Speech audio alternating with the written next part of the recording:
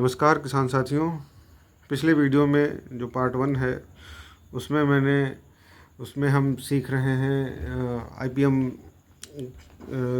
का use mustard crop में। तो इसमें मैंने आपको बताया था किस तरीके से आपको जो हमारे मित्र फंगस हैं, ये जो मित्र बैक्टीरिया हैं जैसे कि ट्राइकोडर्मा, बिवेरिया बेसियाना, मेटाराइजियम, एनिसोप्लेई और सीडोमोनास फ्लोरेसेंस, इनका प्रयोग मिट्टी में कैसे करना है और इनको बीज उपचार के लिए इनको कैसे करना है। देखिए, अगर आप जो है ट्रीटेड बीज बो रहे हैं जो विष शोधित है, तो हम उनको शोधित नहीं करेंगे क्योंकि उसमें ऑलरेडी वो शोधित भी हैं और उसमें केमिकल कंपाउंड लगा हुआ है, तो हम उनको शोधित नहीं करेंगे। अब इसके आज मैं दूसरा पार्ट इसका लेके आया हूँ। इसमें हम जो सरसों की फसल में जो मुख्य कीट हैं, पहली बात तो उनके क्या क्या लक्षण हैं ये हम जानेंगे और उनको आईपीएम विधि द्वारा कैसे कंट्रोल किया जा सकता है, हम ये जानने का प्रयास करेंगे। तो इसकी जो कीटों की पहचान है वो तो फील्ड पे ही हो सकती है, क्योंकि लाइव जब इंसेक्ट दिखेगा तभी जाना जा सकता है कि कौन सा कीट है। फिर भी मैं उनके नाम और उनका कंट्रोल जो है आईपीएम की विधि द्वारा वो मैं आपको बताने की कोशिश करता हूँ। तो पहला इसका कीट है आरा मक्खी। इसको इंग्लिश में सॉफ्लाई भी कहते हैं। इसका जो लक्षण है, कीड़े पत्तियों के किनारे से उतरकर एक जालीनुमा जाल बना देते हैं। मतलब अगर ये पत्ती है तो ये पूरा इसका ये जगह जगह से इसका पूरा खा के और इसका जो वेंस रहती हैं उसको छोड़ देते हैं, तो एक पूरा जाल सा बन जाता है।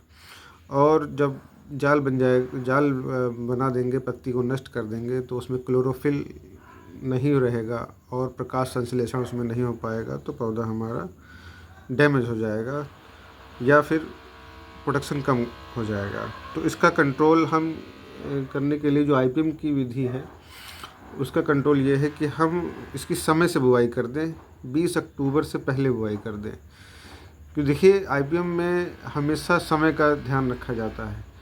अगर समय से आप, क्योंकि हर कीट के लिए एक उचित मौसम, उचित वातावरण होना चाहिए उसके होने के लिए। अगर वो उसको नहीं मिलेगा तो वो कीट आकर्षित नहीं होगा, वो नहीं पनप पाएगा। ठीक है।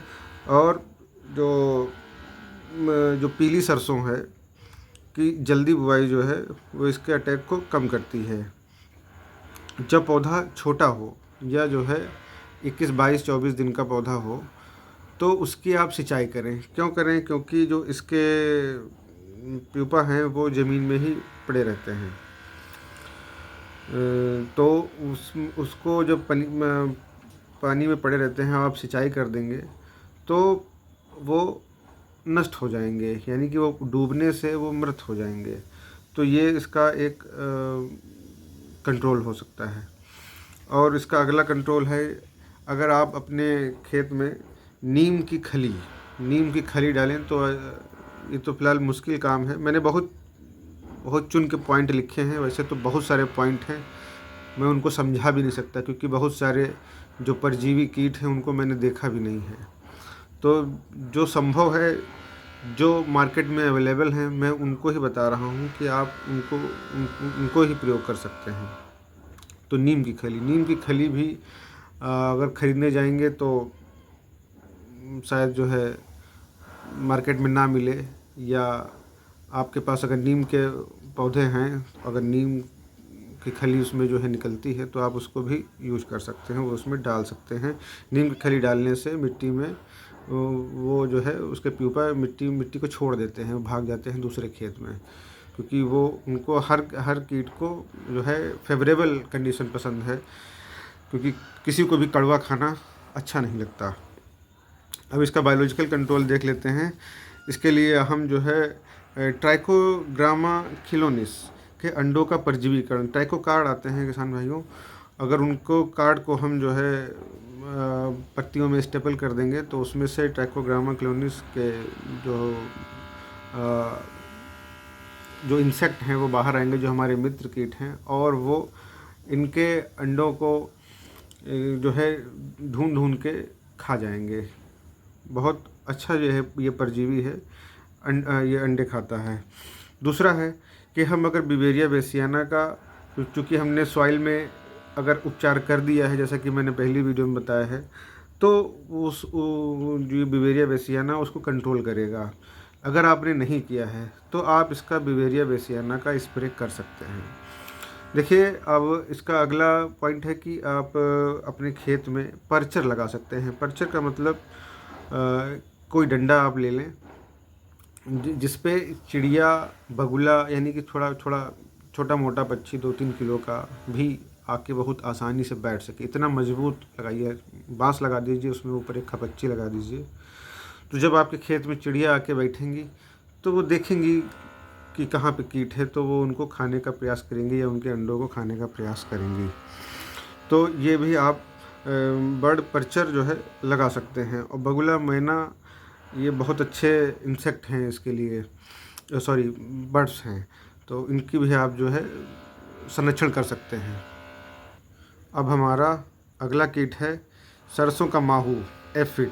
इसको सब भली भांति जानते हैं, बहुत छोटा सा होता है। ये पौधे के जो है रस चूस कर जो है उसको नष्ट कर देते हैं, जिससे पत्तियां पीली हो जाती हैं और फली नहीं बन पाती, पौधा कमज़ोर हो जाता है, उत्पादन कम हो जाता है। ठीक है, तो इसके लिए भी अगर कंट्रोल हम देखें तो इसमें भी वही बात है कि अर्ली सोइंग, जल्दी बुआई कर दें। अगर इसकी हम टाइम से भी जल्दी, यानी कि अगर इसकी 1 अक्टूबर से 10 अक्टूबर के बीच में या 15 अक्टूबर के बीच में कर देंगे, तो जो सर्दियों में जो पीक पीरियड पड़ता है माहू के अफेक्ट के लिए, जहाँ पे बादल छाए रहते हैं और इसका प्रकोप, मॉइस्चर ज़्यादा रहता है, नमी ह्यूमिडिटी ज़्यादा रहती है, तो इसका प्रकोप बहुत ज़्यादा हो जाता है। तो उस समय का पीक पीरियड, मेरे कहने का मतलब ये है कि जब तक अगर हम इसकी जल्दी बुआई कर देंगे तो पौधा हमारा बहुत अच्छी कंडीशन में होगा, बहुत मजबूत हो जाएगा। तो जो इंसेक्ट को कोमल पौधे का रस चूसने में मज़ा आता है, वो मजबूत पौधे का रस चूसने में मज़ा नहीं आता। तो ये इससे एक फ़ायदा हो सकता है। फिर अगला है कि हम येलो स्टिकी कार्ड, पीला जो जिसमें चिपचिपा पदार्थ लगा रहता है, वो कार्ड 5-6 की संख्या में प्रति एकड़ या 7 भी कर ले तो इनको आप लगा सकते हैं जगह जगह पे। इसको क्या करना है, कैसे लगाना है इनको फसल से 1 फीट ऊपर, फसल से 1 फीट ऊपर ऐसा कोई डंडा लगा के उसमें येलो स्टिकी कार्ड बांध देना है। उस पे इसके कीट बहुत ज़्यादा आकर्षित होते हैं, क्योंकि वो माहू येलो कलर पे, सरसों का भी फूल पीला है और उस कार्ड का भी फूल पीला है, तो वो उस पे बहुत ज़्यादा आकर्षित होते हैं। तो अगर वो उस पे आकर्षित होंगे तो उसमें वो चिपक के और उसी के रह जाएंगे, यानी कि उसी में रह के मर जाएंगे। तो ये भी एक बहुत अच्छा कंट्रोल है। दोस्तों अगला जो हमारा कंट्रोल है बायोलॉजिकल में, वो है नीम ऑयल स्प्रे का। आप नीम ऑयल का भी स्प्रे कर दें। नीम ऑयल आप हमेशा अपने पास रखें। किसी भी इंसेक्ट का आप देखते हैं कि हमारे खेत में लग रहा है, चाहे कोई भी फसल हो, नीम ऑयल सबसे पहली प्रायोरिटी होनी चाहिए कि हम सबसे पहले नीम ऑयल का स्प्रे करें। देखिए, नीम ऑयल का स्प्रे करने से क्या होता है, नीम ऑयल के स्प्रे करने से पौधा कीड़ा मरता नहीं है, लेकिन वो पत्तियों में वो चरबरापन आ जाता है, वो तीक्ष्णता आ जाती है, कीड़ा उसको खाता नहीं, उसमें जो है वो मुंह मोड़ लेता है, उसको अच्छा नहीं लगता, वो नहीं खा पाता उसको। तो सबसे पहले आप नीम ऑयल का स्प्रे करें, इससे आप जीव हत्या से भी बच जाएंगे और हमारी फसल को भी नुकसान नहीं पहुंचेगा। फिर अगला है, एक है lady bird beetle. Lady bird beetle भी, अब उसमें तो आईपीएम की गाइडलाइन में लिखा है को छोड़ना चाहिए फील्ड में, लेकिन अब लेडी बर्ड बीटल आपको कहाँ मिलेगा, यहाँ बायोलॉजिकल कोई लैब तो है नहीं, या कमर्शियल प्रोडक्शन नहीं कर रहा है, तो आपको ये नहीं मिलेगा।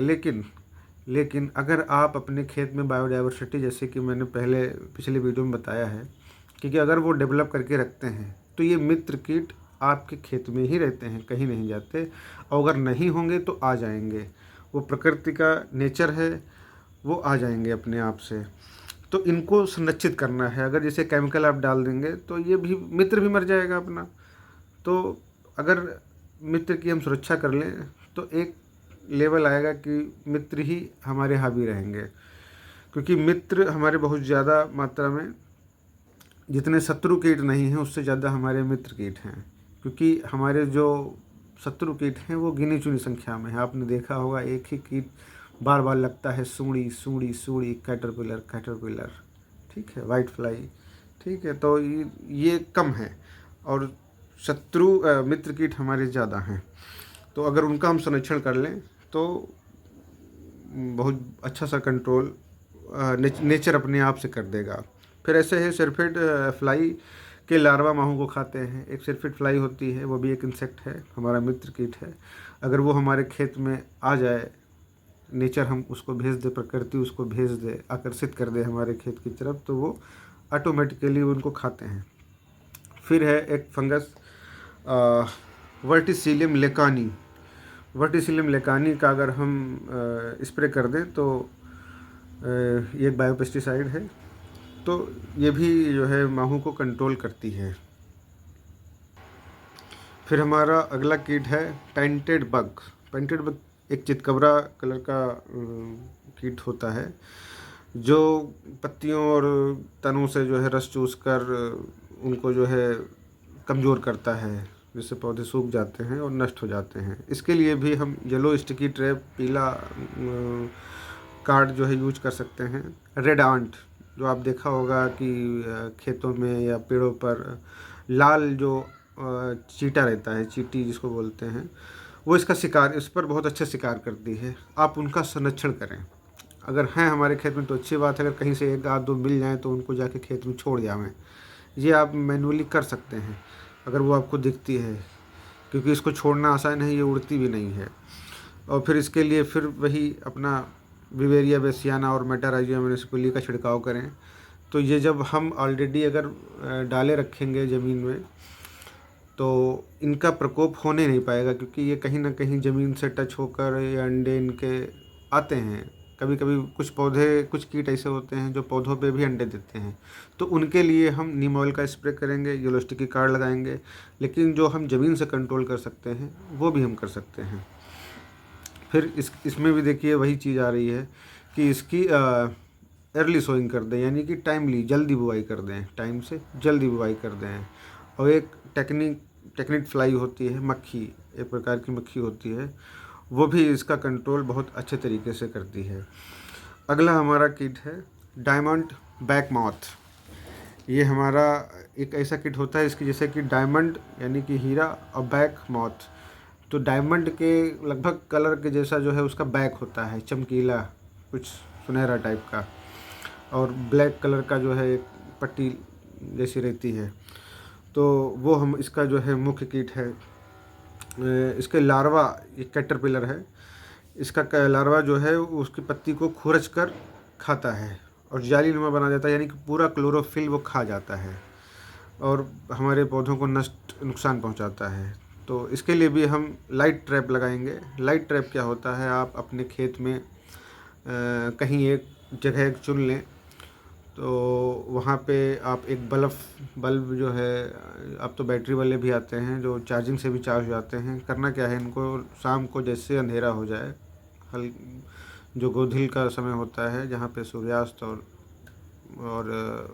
मतलब रात एक साथ मिलते हैं, शाम और रात, उस समय इसको जला देना है और 1 घंटे तक जलाना है। और जहाँ पे जलाया है आपने उसी के नीचे एक स्टूल पे थोड़ा बढ़ा के फसल से, ये भी काम 1 फीट ऊपर ही रहेगा, और ऐसी जगह रखना है कि लाइट के ठीक नीचे हमारा एक टब, तसला या टब कुछ रख दें, उसमें पानी भर दें, उसमें कोई इंसेक्टिसाइड डाल दें या केरोसिन ऑयल भर दें या डीजल डाल दें या तारपीन का तेल डाल दें।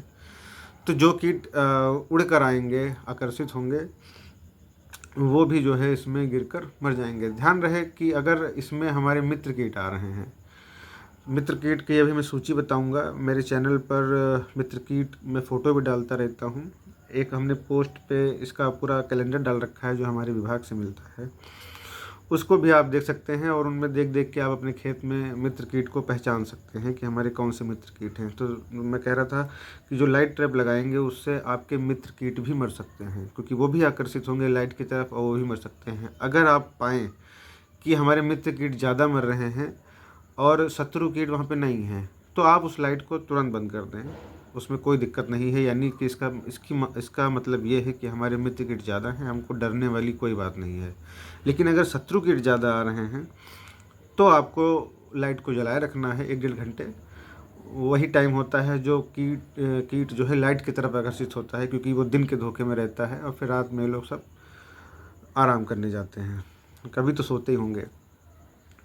फिर इसके लिए बीटी एक आता है बायोपेस्टिसाइड, इसका भी स्प्रे किया जा सकता है। और एक आता है फेरोमोन ट्रैप। फेरोमोन ट्रैप में क्या होता है, जो इसमें मादा जो डायमंड बैक माउथ की जो मादा है उसकी गंध जो है एक केमिकल के द्वारा बनाई जाती है। वो गंध ही जो है एक पुड़िया में या एक डिब्बी में या एक शीशी में उसको बना सकते हैं। तो वो आप जब अपने खेत में लगाएंगे तो उससे मेल कीट आकर्षित होंगे। वो जितने आएंगे मेल कीट उसी डब्बे के पास इकट्ठा होते, मतलब उड़ते हुए नज़र आएंगे, उस पर बैठे नज़र आएंगे। वो मादा को ढूंढ रहे होंगे, लेकिन मादा वहाँ तो है नहीं, वहाँ तो केवल उसकी गंध है। तो वहाँ पे भी आप उसको स्वीप नेट से, जो कीड़े पकड़ने का नेट आता है, उससे आप उसको कलेक्ट कर सकते हैं, या वहीं पे आप वही प्रक्रिया कर सकते हैं जैसे आपने लाइट ट्रैप में किया था। एक वो तसला रख के और जो है उसमें इंसेक्टिसाइड डालकर रख सकते हैं, और वो उसमें आकर्षित होके वहाँ बैठेंगे, गिरेंगे, तो आप उनको भी वहाँ पे कंट्रोल कर सकते हैं। फिर इसमें भी स्प्रे नीम ऑयल का कर सकते हैं। देखिए हर जगह स्प्रे नीम ऑयल, बिवेरिया बेसियाना, मेटाराइजियम, वही चीज़ें घूम घूम के आ रही हैं। यानी बेसिक चीज़ अगर हमने मृदा की तैयारी अच्छे से कर ली तो हम कह सकते हैं कि हमने 60% हम जंग तो नहीं कहेंगे, ये मतलब प्रयास अपना जो है हम कर ले जाएंगे। फिर हमारा अगला कीट है बिहार हैरी कैटरपिलर। देखिए जो जितने मैंने अभी सारे कीट आपको बताए हैं, अगर आप गर्मियों में इसकी गहरी जुताई अपने खेत की कर देते हैं और इसको ओपन छोड़ देते हैं तो कहते हैं कि इससे कीट नष्ट हो जाते हैं। लेकिन मेरा कहना है कि अगर हम अपने खेत को मई जून में खुला छोड़ देंगे तो दोस्तों हमारे खेत में सूक्ष्म जीव भी रहते हैं, वो भी नष्ट हो जाएंगे। क्योंकि जो एक सिद्धांत है हमारे विभाग का, जो टैगलाइन है, कृषि मूलश्च जीवनम, कृषि जीवन के मूल में कृषि है, और कृषि के मूल में धरती है, और धरती के मूल में क्या है, वो है सूक्ष्म जीव जो जिनको हमारा पौधा खाता है। जीव का आहार है, जीव को ही खाता है। जैसे कि हम पौधों को खाते हैं, या और कोई कीट किसी कीट को खाता है, या कोई कीट हमारी पत्तियों को खाता है, तो वो भी जीव को ही खा रहा है। कहने का मतलब मेरा यह है कि जीव को ही खाता है। तो हमारा जो वनस्पति है, जो हमारी फसल है, वो भी जीव को खाती है। वो आपका ये गोबर और ये वर्मी कंपोस्ट और ये ह्यूमिक एसिड ये सब नहीं खाती, वो केवल जीव को खाती है। जीव का मतलब जो हमारे सूक्ष्म जीव हैं, अगर वो खेत में हैं और जब वो मल्टीप्लाई करते हैं, यानी हमारे खेत में अगर गोबर की खाद पड़ी हुई है तो वो उस गोबर की खाद को खाएंगे और अपने आप को मल्टीप्लाई करते जाएंगे, और वो अपने आप नष्ट भी होते जाएंगे, क्योंकि उनकी भी एक लाइफ साइकिल होगी, तो वो भी नष्ट होते जाएंगे। और वो जो नष्ट हुआ उनकी वो सेल है, वो हमारा पौधा समझ लीजिए वही उनका पोषण है। उसी की डेड बॉडी में उनका सारा द्रव्य है जो उनको चाहिए, जो समझो दुनिया भर के जो एसिड्स वो रिलीज करते हैं उस डिकम्पोजिशन के दौरान, वो सब पौधे आराम से पाते हैं, कोई दिक्कत नहीं है। दोस्तों ये मैंने चैनल समझ लीजिए मैंने इसलिए शुरू किया है क्योंकि मैं देख रहा हूँ कि इतनी प्राइवेट कंपनियाँ हैं दुनिया भर की, वो किसान को तरह तरह से चारों तरफ ये ले लो, वो ले लो, ये ले लो। अब तो मैं एक दिन देख रहा था जब चैनल खोलने से पहले कि किसान अब सल्फ्यूरिक एसिड और फास्फोरिक एसिड खेत में डायरेक्ट डाल रहा है सिंचाई के माध्यम से। दोस्तों ये बहुत डरावनी स्थिति है, क्योंकि पहले तो हम धरती माता को ये जो इंसेक्टिसाइड और ये सब डाल के उसको गुदगुदा रहे थे, चकोटी काट रहे थे, मतलब परेशान घायल तब भी वो थी। लेकिन आज हमारे किसान ने अब कटार निकाल ली है, तलवार निकाल ली है कि अब गर्दन काट के ही मानेंगे। दोस्तों, मेरे रोए अभी भी खड़े हो गए हैं। मैं बिल्कुल ये चीज़ मैं देख नहीं सकता। मैंने सोचा कि मैं अगर विभाग में हूँ तो मैं भी क्यों नहीं अपने बात अगर रखूँगा तो मेरी बात कोई क्यों नहीं सुनेगा। और आप अगर इन चीज़ों को करेंगे, नेचुरल फार्मिंग की तरफ आएंगे, तो आप संतुष्ट, मैंने ये नहीं कहता कि आप शायद पैसा वाले बने कि ना बने, लेकिन आप संतुष्ट रहेंगे, आप खुशहाल रहेंगे। जैसे कि हम पूर्व में रहते थे, घर में दूध दही मक्खन गाय हैं, पौष्टिक खाना अनाज दाल, घर की दाल हैं। अब तो कोई दाल उगाता ही नहीं है, सब गन्ना गन्ना गन्ना गन्ना दे गन्ना। तो बस मेरा यही कहना है कि क्या कहूँ अब दोस्तों। तो गहरी जुताई इस सेंस में हमको मेरी समझ से नहीं करनी चाहिए। उस समय हमारे खेत को ढकने की ज़रूरत होती है, क्योंकि जो सूक्ष्म जीव हैं वो जब ज़मीन का टेम्परेचर 40 से 45 डिग्री पहुंचता है, मतलब इन्वायरमेंट का बाहर का, तो ज़मीन का टेम्परेचर और बढ़ जाता है, यानी कि वो लगभग 55 और 60 पहुंच जाता है। यानी कि उस कंडीशन में हमारे खेत में अब कुछ नहीं बचा।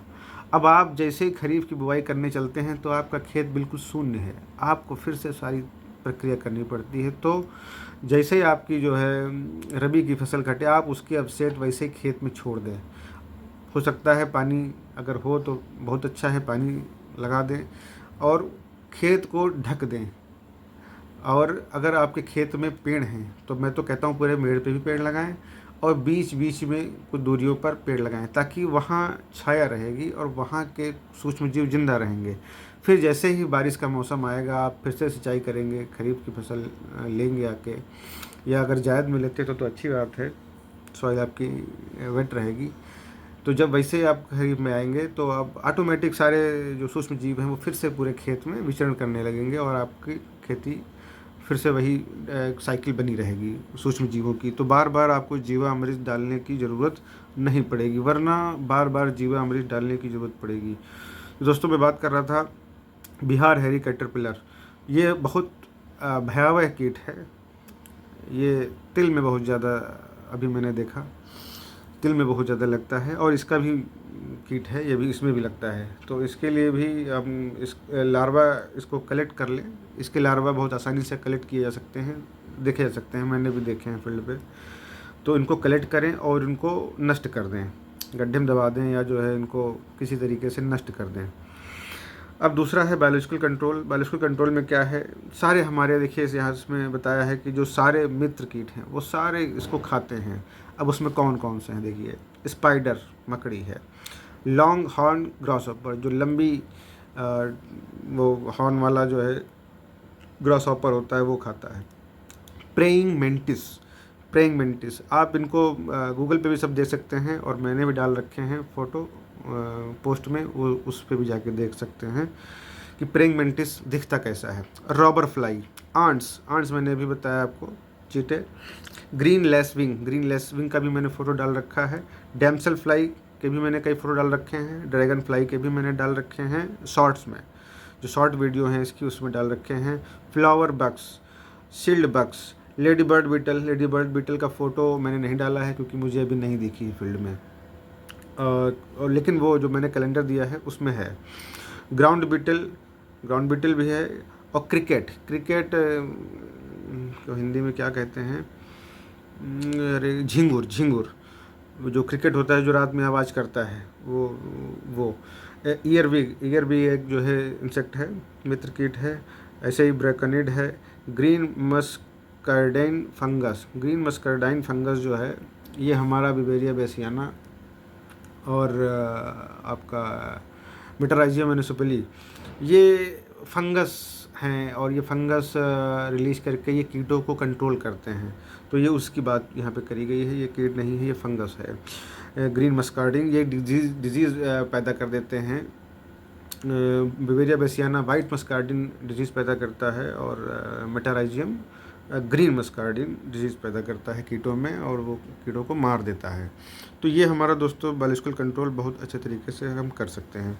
अगला कीट है हमारा लीफ माइनर। देखो लीफ माइनर दोस्तों पौधे के बाहर नहीं रहता, पौधे की ऊपर की एपिडर्मिस और नीचे की एपिडर्मिस के बीच में अंदर, यानी कि अंदर वो जो उसका वो जो मादा होती है नर, सॉरी मतलब एडल्ट जो होता है वो उसको उसके उसमें जेनिटेलिया में ऐसी सिस्टम होता है कि वो छेद करके अंदर डाल देता है इक्स को, अंडों को। तो वो इसके अंडे अंदर ही जन्मते हैं और अंदर ही आपने देखा होगा पत्ती के अंदर, अगर पत्ती इस प्रकार से है तो इस तरीके से वो रेंगते हुए आपको ये देखते हुए नज़र आएंगे। तो ये एक लीफ माइनर है, ये अंदर ही माइन बनाता है यानी कि सुरंग बनाता है और पौधे को नष्ट करता है, इसको क्लोरोफिल को ख़त्म करता है। तो इसके लिए भी हम एडल्ट के लिए इसके येलो स्टिकी ट्रैप लगाएं। देखिए दोस्तों जो जो येलो स्टिकी ट्रैप है, लाइट ट्रैप है, फेरोमोन ट्रैप है, ये एडल्ट जो नर और मादा हैं इनको कंट्रोल करने के लिए बनाए, मतलब हैं। दोस्तों कॉमन सी बात है, अगर हम समय से जाग जाएं और इनको ही कंट्रोल कर लें नर और मादा को, तो ये अंडे ही नहीं दे पाएंगे, यानी कि ना रहेगा बांस और ना बजेगी बांसुरी। तो इसको ऐसे भी कर सकते हैं। तो इसके लिए हमारे भी और प्रेडेटर हैं। देखिए लेसविंग्स, फिर वही आ गया, लेसविंग्स की मैंने फ़ोटो डाल रखी है। लेडी बर्ड बीटल, स्पाइडर्स और फायर आंट्स, ये भी एक चींटी का एक वो टाइप है। तमाम तरीके की चींटियाँ भी होती हैं, उनकी भी कई स्पीसीज़ होती हैं। अगला कीट है हमारा दोस्तों लीफ वेबर। ये क्या करता है, ये जाल बनाता है। ये जाल बना के जो है हमारे पौधों पत्तियों के आसपास उनको जो है जाल बना देगा पहले, फिर उसको जो है उनमें, क्योंकि क्लोरोफिल और लाइट नहीं उस पर जा पाएगी और उनको पौधों को बहुत नुकसान पहुंचाता है। तो इसका भी जो है हम नीम ऑयल स्प्रे कर दें, या नीम के जो कर्नल या जो निमोड़ी होता है उसका जो एक्सट्रैक्ट है वो आप जो है इसका यूज कर सकते हैं। तो दोस्तों मुझे लगता है कि मैंने लगभग सारे कीट जो है इसके कवर कर लिए हैं इस वीडियो में। ये हमारे IPM सीरीज़ का दूसरा वीडियो है। तो मैं समझता हूँ कि अगर आप इसको देख रहे हैं तो आप जो किसान हैं, क्योंकि ये किसी जनरल लोगों के लिए नहीं है वीडियो, ये किसान के लिए वीडियो है जो किसान खेती करता है। आप उन तक दिखाएं, क्योंकि किसानों के पास मैं मिलता हूँ डेली, उनके पास मोबाइल नहीं है। तो आप उनको ये वीडियो दिखाएं, अगर घर में उनके लड़के हैं, बच्चे हैं, आप तो उनको दिखाएं तो शायद उनको कुछ मेरी बात शायद पल्ले पड़ जाए, कुछ समझ में आ जाए। और मुझे आप संपर्क भी कर सकते हैं, मैं शायद मोबाइल नंबर इसमें लगा दूंगा। दोस्तों अगर ये वीडियो आपको अच्छी लगती है तो शेयर कर दीजिए और लाइक कर दीजिए और चैनल को मेरे सब्सक्राइब कर दीजिए। बाकी धन्यवाद, मिलते हैं नेक्स्ट वीडियो में।